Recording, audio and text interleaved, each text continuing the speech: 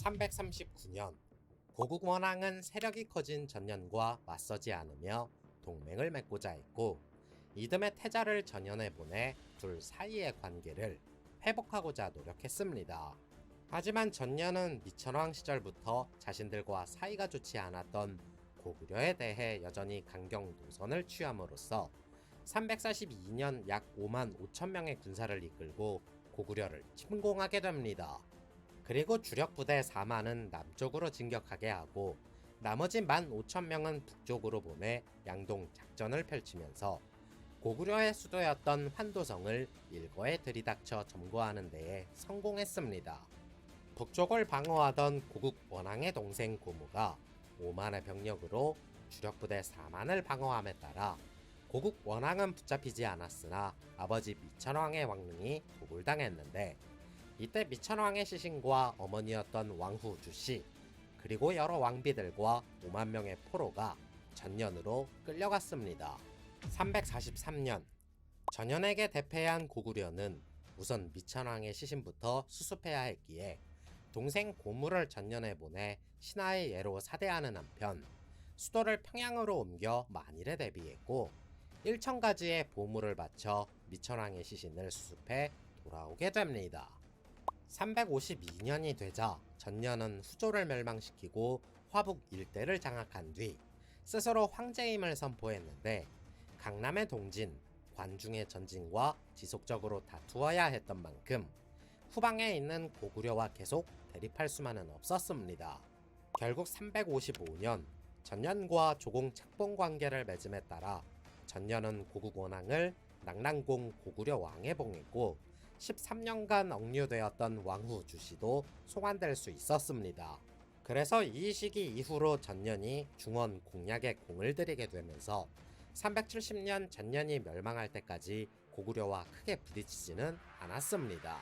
훗날 관중 지방에서 세력을 불려가던 전진이 전년을 멸망시키자 전년의 황족들과 태부 모용평이 고구려에 망명했는데, 고구려는 그들을 그대로 묶어 전진에게 보내면서 복수를 하게 됩니다.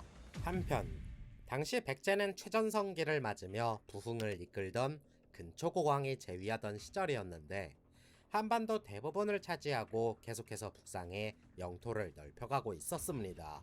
더욱이 고구려와 백제와의 완충지대였던 한사군, 즉 낙랑군, 진번군, 대방군, 임둔군이 이미 사라지고 없었기 때문에 고구려와 백제는 서로 국경을 맞대고 불편한 관계를 이어가고 있었습니다.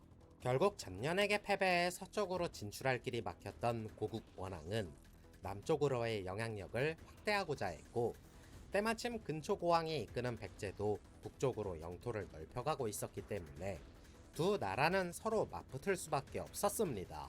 369년 고국 원앙이 군사 2만을 이끌고 백제 최북방에 있는 치양성을 공격하기에 이릅니다.